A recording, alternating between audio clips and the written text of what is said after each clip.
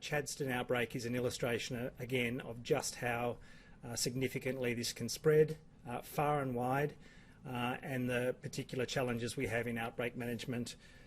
There are now 28 cases with the Butcher Club outbreak in Chadstone. That's 8 staff, 11 family and household members of existing cases, and 4 customers of the Butcher Club. The Kilmore case is in addition to that, and it's been called a different cluster just for logistical management purposes.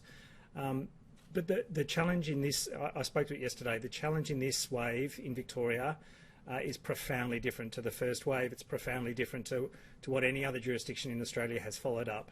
I don't think anyone really understands what a gargantuan task the contact tracing has been through this wave.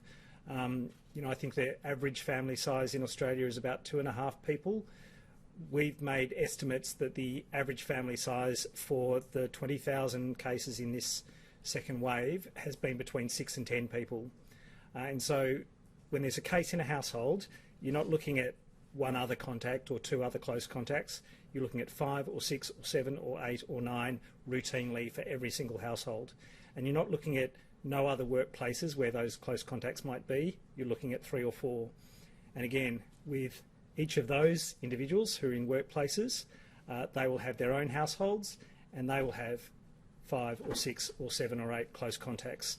So it is, it's not twice as hard as the first wave, it is 10 times as hard as the first wave in terms of the challenges of following up these cases. Many of them come from difficult social and economic circumstances, certainly not everyone, but there are challenges with respect to that as well. But we are jumping on each and every close contact, on each and every case in a very timely way. The Kilmore case is an illustration of a cafeteria that did all of the right things, has a fantastic register of names.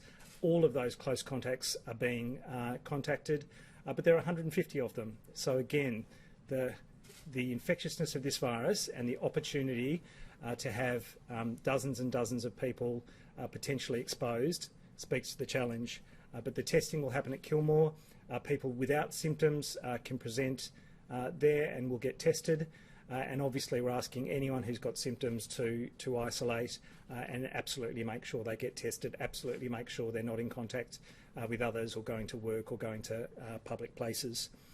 In addition, the Chadstone shopping testing continues, asymptomatic testing as a walk-in site at Chadstone and a drive-through in the car park for any symptomatic customers over that relevant period of time.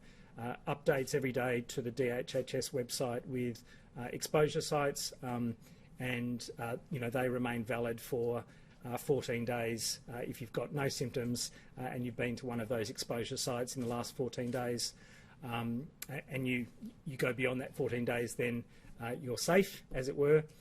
But any time within that 14 days, you could develop symptoms and you should get tested.